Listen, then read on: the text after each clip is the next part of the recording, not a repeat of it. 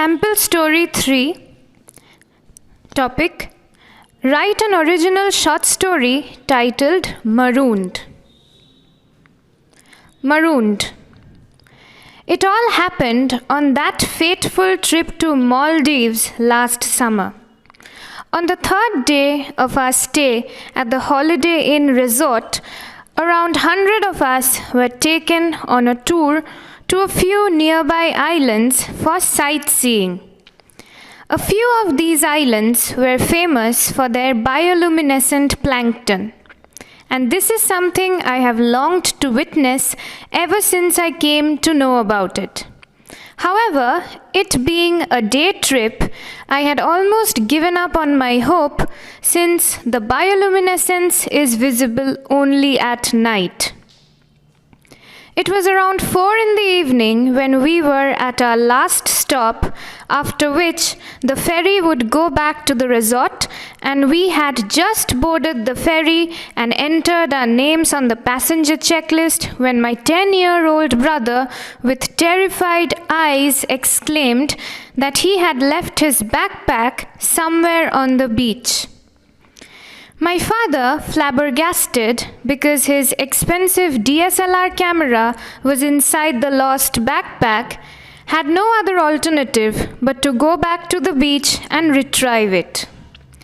My mother and I followed since we liked to stick together at all times, a habit that proved to be really short-sighted in retrospect. "The bag was with you all the time," my brother whined. "I was with Mom, studying weeds." "But I gave it back to you when you said you were hungry," retaliated father. "Yes, and I left it right next to where you were sunbathing and then joined Mom to check the weeds. I thought you would notice it." "Okay, all right," I interjected. "Let's do what can be done now. We need to get back before the ferry leaves." That is where I was mistaken. We found the bag, but we lost sight of our mother.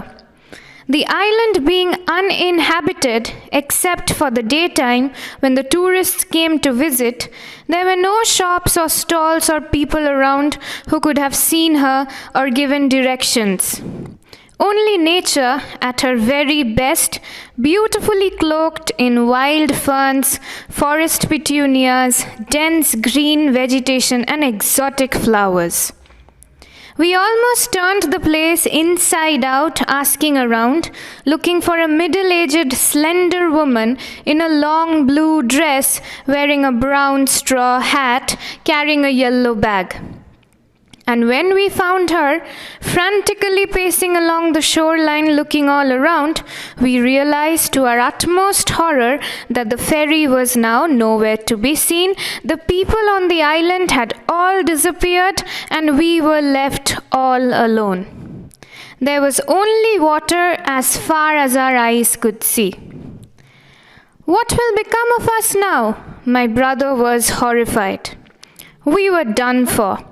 Our names were on the passenger checklist. That was a big mistake.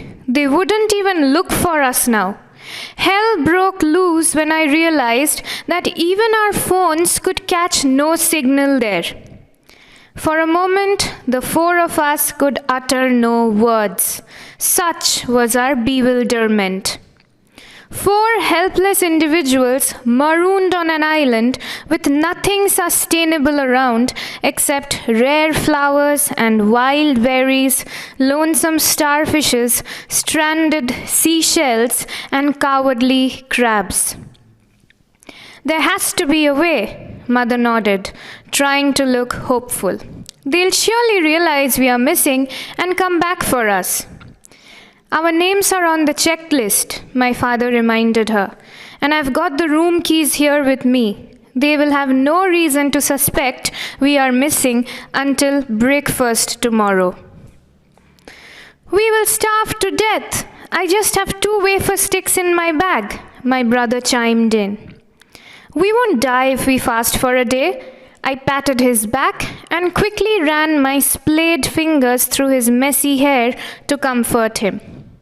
"Night," corrected father, clutching his hair in despair. I left my sacred amulet at the hotel. My brother's lips quivered. What do you need an amulet here for? I was amused. I heard them in the boat say that. What? He pulled me close and lowered his voice to a whisper. That this island is haunted, which is why everyone left in a hurry before it turned dark.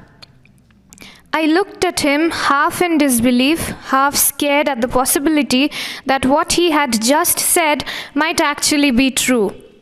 My brother never lied until he was guilty of doing something that he was told not to, nor was he a very imaginative kid. Are you sure you heard them right? He nodded, straightening his big round spectacles and looking all around him fearfully. There were definitely no ghosts on the island because we spent a whole night there absolutely undisturbed except for the chilly winds. My dad and I were wide awake for the next 15 hours. There was nothing to sit on, so we just squatted on the warm sands, hoping that we weren't disturbing any of the crabs. We couldn't even use our phones for fear they might run out of charge. Besides, there was no network, no internet connection, no food, absolutely nothing that we could do to pass the time or to silence the growls in our stomach. However, the tables turned when the rolling waves started to glow with a soft blue light. Look at the blue fireflies over the water, my mother exclaimed with excitement. Whoa, I gasped, standing up and rushing towards the waves to inspect it all closely. These aren't fireflies. These are the glowing plankton I came here for. It's bioluminescence time, my brother screamed. The darker it got, the brighter they glowed, and soon it seemed as if someone had strewn 1,000,000 diamonds all over the waves. What we witnessed that night was surreal, to say the least. It was beyond any description. All those attractive images on Google were nothing compared to the actual phenomenon, and I was glad we were stranded. Perhaps it was the universe's way of granting me one of my heart's deepest desires. My father clicked at least 500 pictures that night. When we were discovered the next morning, I was probably having the worst headache of my life, and my father's voice was all hoarse due to the cold. Thankfully, my brother and mother were all right. However, when we went back to the resort and scrolled through the pictures that night, something uncanny caught my eye. It was a happy picture of the four of us holding hands, splashing water, looking at the bioluminescent plankton sparkling near our cold feet. One of the most beautiful moments of our trip caught in time. Who clicked the picture that night still remains a mystery.